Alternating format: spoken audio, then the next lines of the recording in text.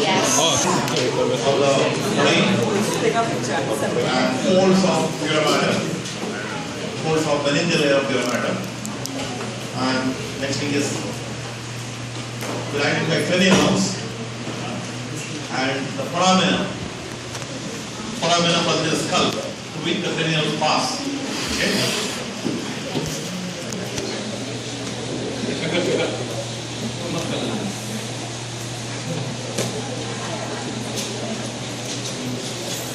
So we'll start with the 101P, 101P. You can see this one. This is the section of the head and neck region, 101P.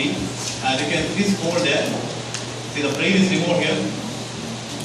And only you can see the projections of pure matter which enter the cranial cavity.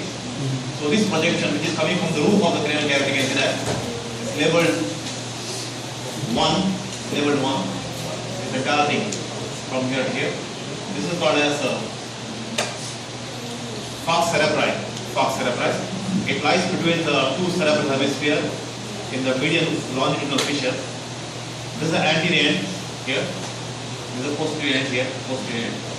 Then this is the free margin and this is the attached margin. And this surface you are seeing is the left surface. Similarly, you find one more surface on the other side. That's called as right surface. It has two surfaces. The next fold, only half is there, only a part is there. You can see it's labeled 2, which is projecting from the posterior wall. The entire fold is not there, only one half is there, right half. That is tentorium cerebelli, labeled 2. We have one more specimen of tentorium cerebelli from the top view, from the superior surface. Okay, now this one, you can see one small fold here. This small fold, it is not labeled here. This one. So this is called as falx cerebelli. It lies at the region of cerebellum. And this fold contains one dural venous sinus called as occipital sinus. Falx cerebri contains 3 sinuses. The free margin contains inferior sagittal sinus. The attached margin contains superior sagittal sinus. And the posterior end contains straight sinus. So we'll see that sinuses in the next specimen. We have one more specimen, 151.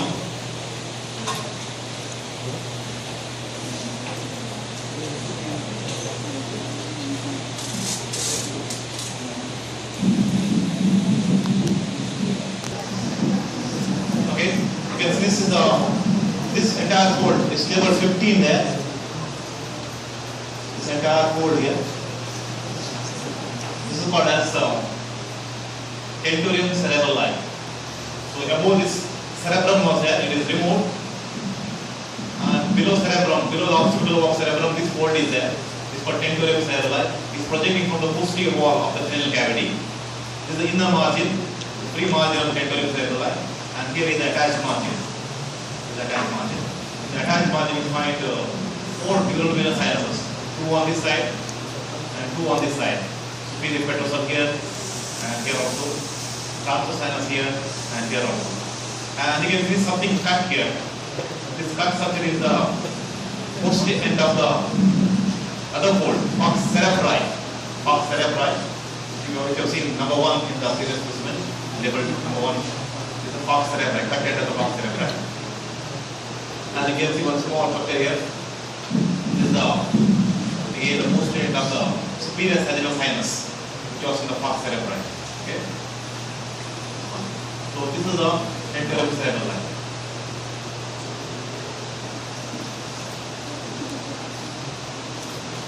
We have many classified specimens and you can identify different folds here. If you see here, it is you can see all the most of the skull roof of the cranial cavity is cut. Only the midline area is there, and you can see this fold here. This fold projecting into the cranial cavity. That is the falx cerebri. And tentorium cerebelli is not there. If you go to the down here, if you go back down here, you find one more fold inside falx cerebelli that you can see. You don't find tentorium cerebelli. And similar folds you can see in those specimens also. There are 2 specimens there. You can see falx cerebelli and there also you can see falx cerebelli there. Okay. Okay.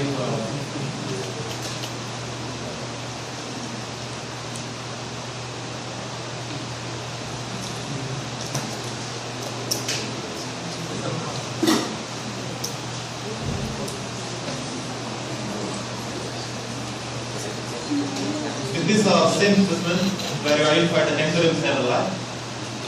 You can see the section here. This is the midbrain, section of midbrain. And the cerebellum was behind the midbrain. It is not shown here. It's below the tentorium cerebelli. And you can see structure there. This one, the yellow color one. It's coming from the eyeball. You can see this is the eyeball here. And behind the eyeball is something labeled 6 there. You can see something labeled 6 there. That is the optic nerve. So eyeball is in the orbit. There's a space called orbit. Eyeball is there. And from the eyeball, optic nerve begins. Second cranial nerve. It comes into the cranial cavity. You can see it's coming to the cranial cavity here. So this is the optic nerve, the yellow color thing. And you can see two optic nerves joined together to form a single structure which is labeled number 5. Labeled 5 there. That's the optic chiasma. And from the optic chiasma, you can see two structures coming back here again. These are not the optic nerve. These are optic tract. Right and left optic tracts. So optic nerve and optic tract are not labeled inside the cranial cavity, but somewhere here you can see optic nerve is labeled. It's number 6 there. Here. Okay.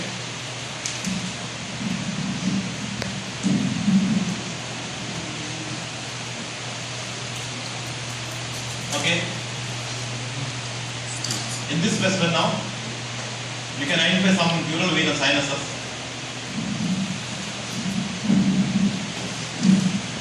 You can identify, you can see this fold here is cut there. This fold is cut, is tentorium cerebelli.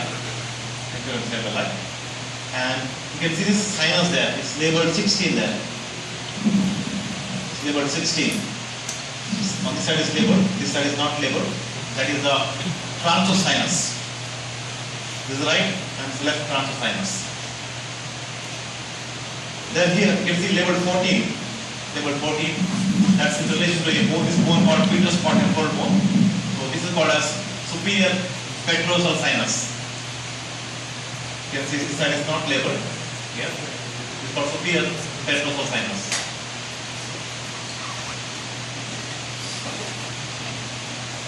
So these are some venous sinuses you can see, you can identify here. And you also can identify some cranial nerves. Cranial nerves here.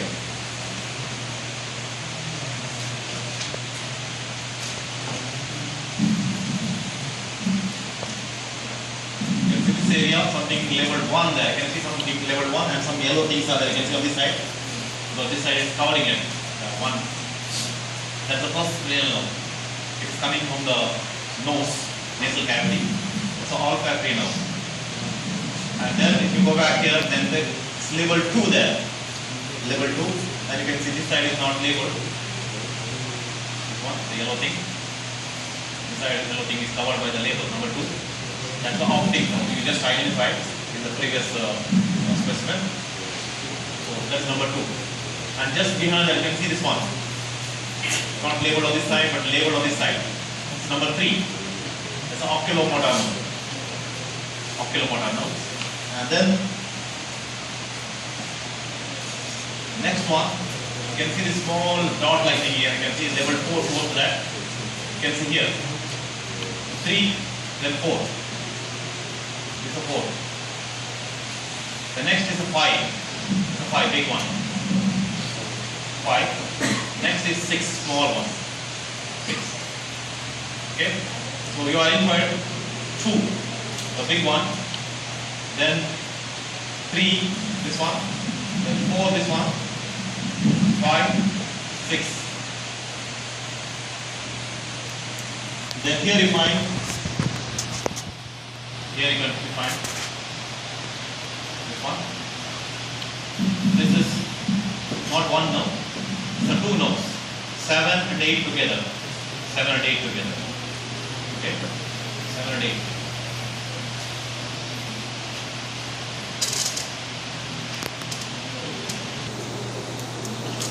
The next one. After you can reach this one here. This one. Again. Not 1 nerve here again. This is 9, 10, 11. 9, 10, 11. Okay. So I'll start again. 1 you have seen more up there. Here. Small yellow things there. You can see there. Just over the nose. Then 2 is thick one. It's a 2. You can see labeled on this side. Then 3. This is 3. Because it's labeled on this side. And 4 is small structure there. You can see it's not labeled here. 4. Then 5, the big one. And the median to 5.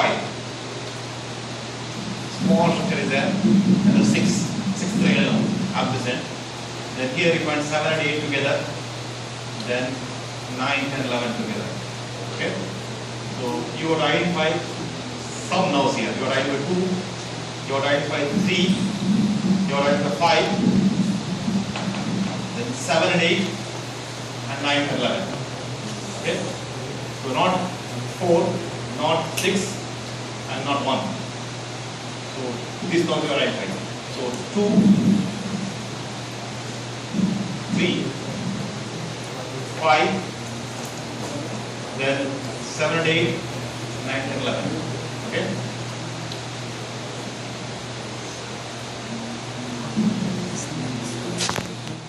This is the cranial cavity. It's not colored. The nerves are not colored here. It's this cutting here. It's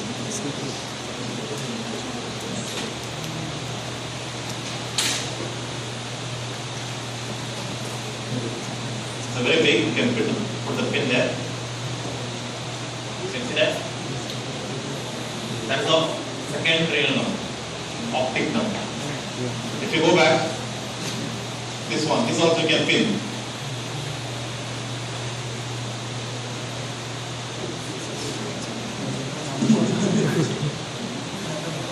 Okay.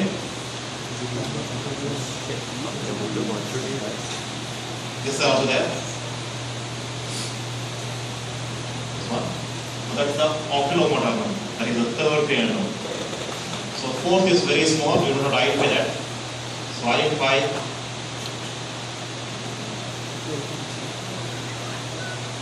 fifth. This is the fifth cranial nerve. Fifth. Sixth is there, you don't have to identify that. This is the sixth one, no need to identify the small one. Then this one.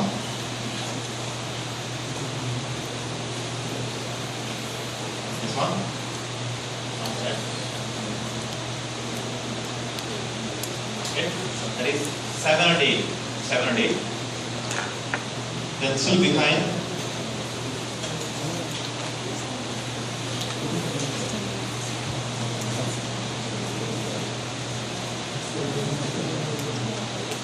So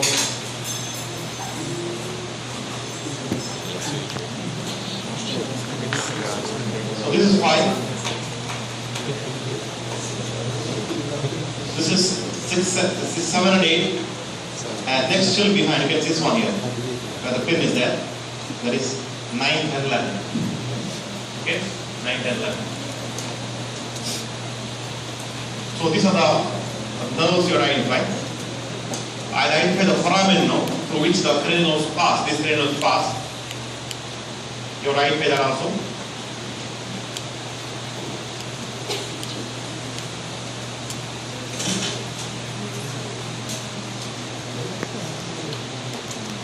This foramen. This foramen. This is called as optic canal. This is for the second cranial nerve. You can see if we pass anything to this, it will enter this area. Okay, this one is the orbit. The orbit. Okay, that's the optic canal. Optic canal. Okay. Next to optic canal.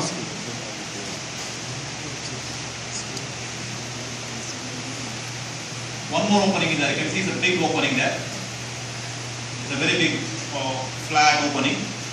So this is called as superior orbital fissure. Superior orbital fissure. So if you pass anything through this, it also enters the same orbit. And this is for the cranial nerves 3, 4,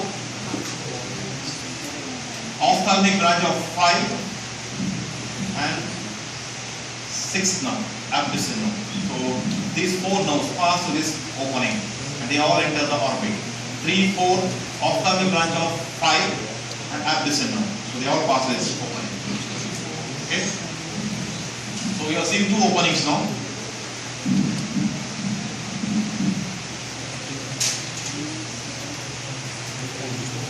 can see two openings there. Close to midline, that's the optic canal, and away from the midline here. This one. This is called superior orbital fissure, the big one. Big one. Superior orbital fissure. Okay, next if you go back now from superior orbital fissure, just behind again this opening here. This opening. Just behind the superior orbital fissure. This is called as foramen rotundum. Foramen rotundum. This is for another branch of the trigeminal nerve, that is maxillary nerve. Maxillary nerve passes through it. Foramen rotundum is for the maxillary branch of the trigeminal nerve. Still go back now. You can see this foramen. It's about oval shaped foramen. Oval shape. Its name is foramen ovale. Foramen ovale. It is for the another branch of trigeminal nerve, that is mandibular branch of trigeminal nerve.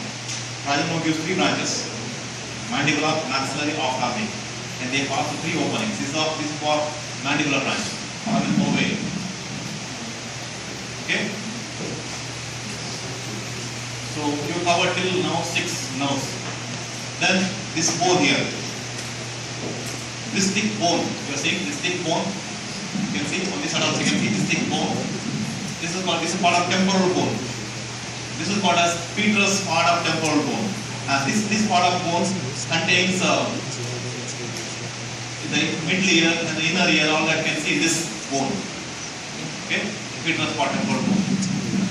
And in this bone again, there is an opening.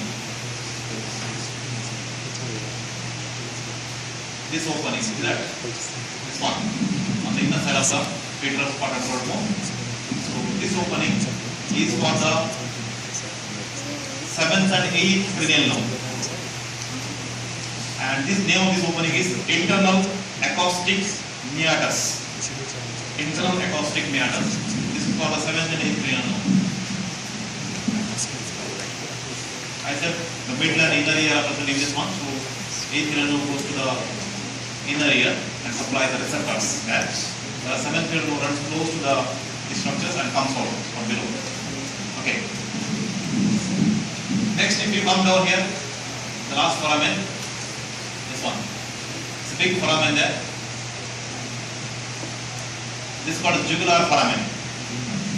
This is for 9th, 10th and 11th cranial nerves.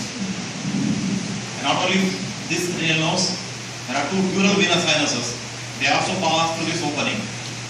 Sigmoid sinus and inferior petrosal sinus. Sigmoid sinus and inferior petrosal sinus, they pass this. So 5 structures pass this. 3 cranial nerves and 2 dural venous sinus.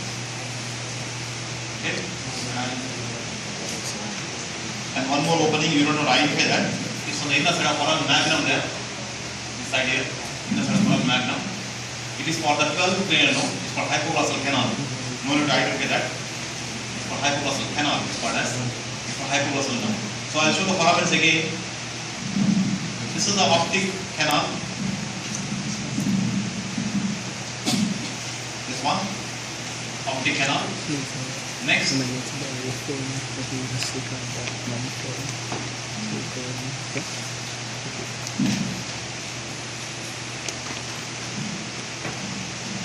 next is this opening. That this big opening. Big opening. This is called a superior orbital fissure. Next is this one, foramen rotundum.